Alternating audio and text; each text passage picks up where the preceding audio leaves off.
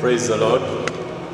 Once again, I would like to invite you so that you may be able to join me on this service, so that together we may be able to be blessed by the word. I want to tell you, my son, my brother, that from the foundation of the word has been the answer to human beings, or to everything that existed. Everything that was created was made from the word of God. That is why the word of God is very important for our life. The Bible says that Jesus said to the enemy when he was being tempted that no man can live except by the word of God. You cannot only live by eating food alone, but you don't eat the word of the Lord. Our spirit man needs to be energized as we hear the word of God. He becomes strong so that he will be able to overcome the battles of life. And that is why it is important that you have to get a dose of the word. And that is why I'm here today, so that I may bring you the word of God that is coming from the presence of the Almighty God. I want us to hear the word, and before that I want to ask you so that we may join together with me in prayer. Let's pray. Heavenly Father, in the name that is above all names, Father, we give you praise. You are God, and there shall be no any other God like you. From the beginning to the end, you reign as our Father, and our God and our Maker. We submit before you, King of glory. Father, this message, Lord, I submit in your hands, God, that you may help us, God, and give us understanding. I pray that you may use my tongue as the pen of a ready writer, my Father, that I may be able to communicate to your people that which you want them to hear, not from my own knowledge and wisdom, God, but from the inspiration of your Spirit. I exalt you, Holy Father. In Jesus' name we pray. Amen. Well, let us go to the Word of God. Today I want to talk to us about a message that I've entitled, How to Handle Your Darkest Moments. How to handle your darkest moment. In life, we have dark moments. Whether you like it or you don't like it, my brother, my sister, there are times that you are walking through the valley of the shadow of death. There are times that you are walking not knowing what is coming ahead of you. Even like today in this planet Earth where we live in, the world is going through one of its darkest moments. And people are challenged, whether you are rich or whether you are poor, whether you are educated or you are not educated. Every human race that is still living on this world is going through challenge. Whether you stay in State House or you stay in the dungeon, men and women are challenged. And dark moments are part of life. They come to you not because you want them to come. They come to you not because you invite them, but they come to you because you are a human being. And that is why it is important to know how to live when you are going through your darkest moment, how to handle yourself and how to behave, especially as a child of God. Because if you do not know how to behave and how to handle yourself, the challenges will overwhelm you, and you'll find yourself crying like someone who does not have hope. But I want to say that the Bible says that Christ is our hope. When you believe in Jesus, you have hope. Regardless of what is happening around us, we have hope in the Lord. Hallelujah. Let us look in the Word of God. I want to go with you to the epistles of 1 Peter chapter number 1. If you have your Bible, please turn with me to 1 Peter chapter number 1, and we shall pick our scripture there. And I believe that God will help us today as we hear the Word of God. Go with me to 1 Peter and chapter number 1, and I'm picking my reading from verses number 7. The Bible says in 1 Peter chapter 1 and verse 7, that the trial of your faith, being much more precious than gold, that perishes, though it is tested by fire, may be found to praise, honor, and glory at the revelation of Jesus Christ. You know, when gold has been mined, for the purification of gold is being taken through a process. Gold is put on fire, and it is being tested on fire. When gold is burnt on fire, all the other impurities falls away. and gold remains very pure. The Bible gives us such an example that our faith is being tried. Every time you are going through your dark moments, you need to know that your faith is being tried. You are going through the trial of your faith.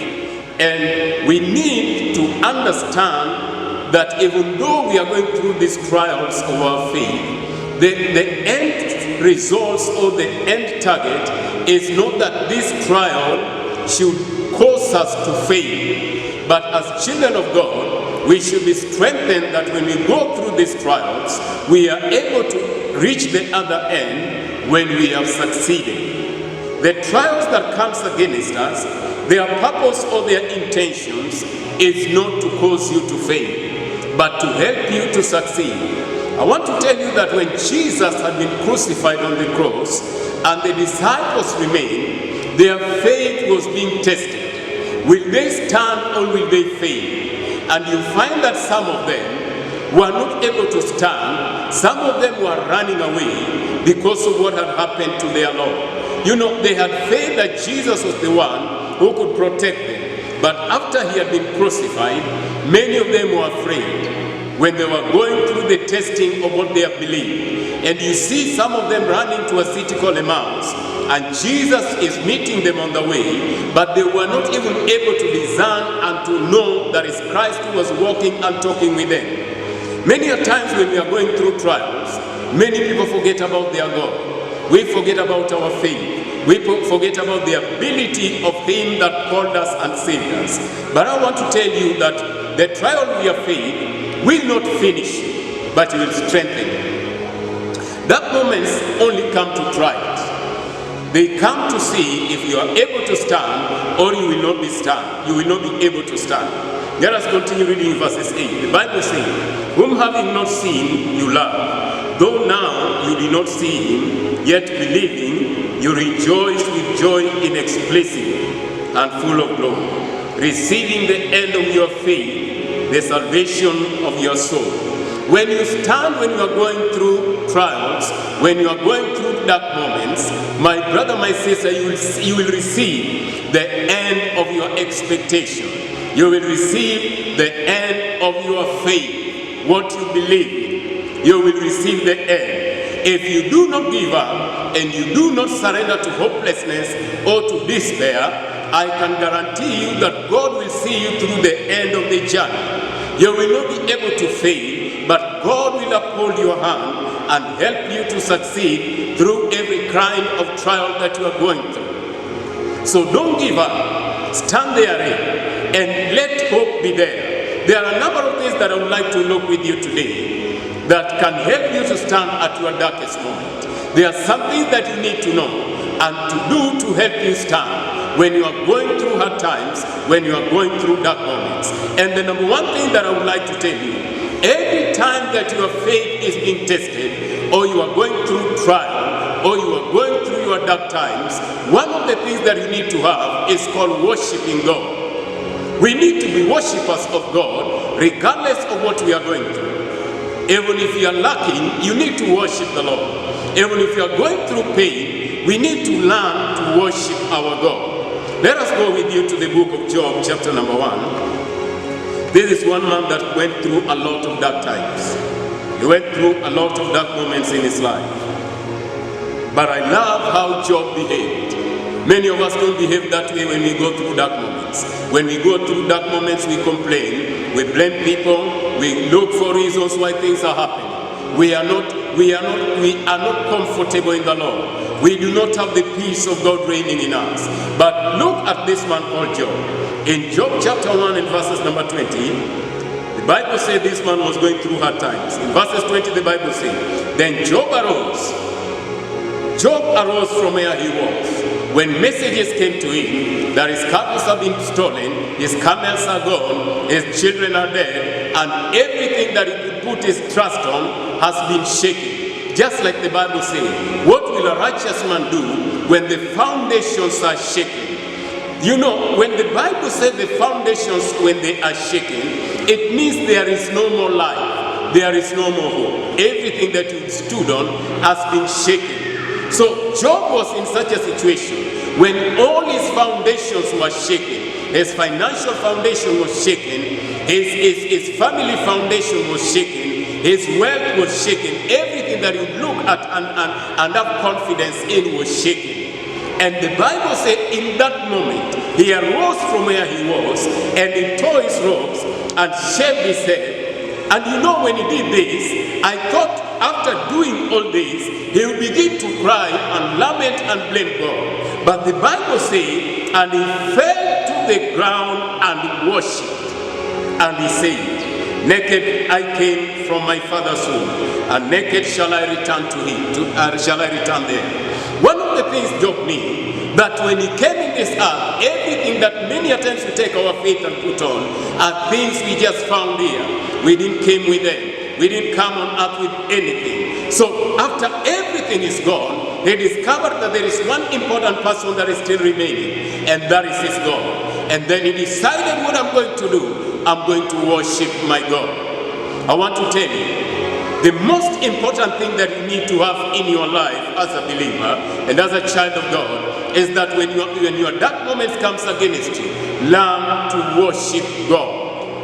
Learn to worship God. Do not complain, do not blame people, do not look for reasons, but train your spirit to be a worshiper. Train your spirit to worship God. When things are shaken, when hope is all gone, learn to worship the Lord. The number two thing that you need to have is in Proverbs chapter 12. Go with me to the book of Proverbs chapter 12, verses number 15. Proverbs 12 and verses number 15. 12 and verses 15. This is one area that many of us fails in. When our foundations are shaken, when things have risen against us, the Bible says in verses 15, the way of a fool is right in his own eyes. The way of a fool is right in his own eyes. You know, you cannot teach someone who is a fool so that he may be able to get understanding. What he knows, he will die with that. You cannot change the way of a fool. If you are a person who you are doing something and it is no longer working, and it has brought you to a place of hopelessness, a place where you don't know which direction to go, it is important to learn to change our mind. It is important for you to learn to change your ways. Probably you are in a field of business that is no longer working. You are giving, you are praying, you are doing anything, but that business is no longer working. It is important to trust God that he may give you the wisdom so that you may change. But you find that there are people that they cannot change. What they know is that what he knows is right. He's a person that you cannot teach. You cannot point to them that this way does not work anymore. They will die only with what they know. A wise man changes. A wise man will change. A wise man will take another direction. A wise man will hear the words of counsel and will take another direction. The number two important thing is that we have to learn to be people who can change our direction when the direction that we were taking is not working anymore. We need to learn to change. It is only a fool who cannot change. It is only a fool who cannot hear the counsel of wise men. The Bible says that he who heeds counsel is wise. Somebody who can be taught, somebody who can be directed, has the wisdom of God. If you heed to the counsel of your superiors, you heed to the counsel of your pastor, you heed to the counsel of the elder who fears God, my brother, my sister, your way will be perfect. God will lead you out of your dark ways. God will lead you out of your dark moments. And he will lead you to a place where your foundation will be stable. He will lead you to the rock. He will lead you to a place of hope. He will lead you to a place where you will not be disappointed. When something is not working, we must learn to change. Don't die with it, my brother, my sister. You can be in a field that no longer is not profitable to a people. You can be in a field where probably you are selling something that people do not need anymore. You need to change and go with the times. Hallelujah. We need to learn to change. I want to take you to the third point, which I really want to rush on also. Is point number 3. You need to go with me to the book, to the letter to the Romans chapter 4. Letter to the Romans chapter number 4. It's important to learn to change. Don't stick on something that is not working. Hallelujah. If I go to that, I'm just reminded of this. You know, when Gideon was fighting and he had an armor, he took the jaw of a bone in his hands and he fought with it. After he had finished that battle, he didn't just take that bow and kept it for another battle. He threw it away. There are some things that you need to throw away. You need to change your mind and do the right thing. Don't stick in what is no longer working, my brother, my sister. Romans chapter 4 and verses number 18. That is my third point. My third point is keep your hope alive, regardless of what you are going through, regardless of your dark moments. I want to encourage you to keep your hope alive. Don't let your hope die. Don't let your hope die because you are in a situation that is dark, that you are not seeing the end of the tunnel. I can guarantee you that him that we believe, him that called you by himself, is able to see you through the dark moments. He will lead you through the valley of darkness and bring you to the other end. But one thing that you must keep alive with you is nothing but your hope. Your hope has to be alive, regardless of what men are saying, regardless of what the economy is saying, regardless of what people say. Your hope has to be alive. The Bible says in Romans chapter 4 and verses number 18, it talks about the man called Abraham. The Bible says this: who contrary to hope, in hope believed, so that he became the father of many nations. According to what was spoken, so shall your descendants be. God spoke to this man Abraham and promised to give him a heir. Many years passed by, and he grew and became an old man, and he was advanced in age. But even in that, he kept his hope alive. He didn't allow his hope to die, because he knew that if he does not have hope, the things that God promised him will not come to pass. You know, the Bible said that faith is the substance of things hoped for, the evidence of things not seen. So faith depends with the things that you hope. If you are hopeless, then your faith stands on nothing. So you must have hope and stand on it and allow God to move through faith and make things to come to pass in your life. I want to challenge you today. Let faith arise. Let there be hope in your life. Do not be a man and a woman that when you are going through situations, when you are going through dark moments, you allow your hope to die. Resurrect your hope again. Have hope in the Lord. Have hope in God. He's going to see you through, regardless of the situation, regardless of your economic status. God is going to help you. I'm reminded of the disciples. When Jesus, whom they believed on, they trusted to make them rich, they trusted to give them a kingdom, had just been crucified. Their hope died. And you see Peter and his brothers running back to the waters so that they may go back and fish, because their hope was dead. And by the grace of God, Jesus came seeking for them and restored them. I want to tell you, my son, my brother, I'm praying that even if your hope is dead today, because Jesus is risen, because Jesus is no longer on the grave, I want to declare to you this Sunday that Jesus, who is risen, is going to give you hope today in the name of Jesus. Wherever you are, I would love to pray with you that God may cause you to have hope, that you may learn to be a worshiper, regardless of what you are going through. In the mighty name of Jesus, may I pray with you there, in Jesus' holy name. Abba Father, in the name of Jesus, I bring my listener into your presence, God, and I pray for your divine touch, Jehovah. I pray that you touch them with your omnipotent arm. Father, in every area that they are needing, I speak life, I speak blessings, I speak breakthrough, in the name of Jesus. I speak, Father, that every hope that is there, I give them hope once again in the name of Jesus. I declare hope upon my hearer today. I declare hope now in the name of Jesus. I rebuke the spirit of hopelessness. I rebuke the spirit of fear. I rebuke the spirit of disappointment. I rebuke the spirit of discouragement.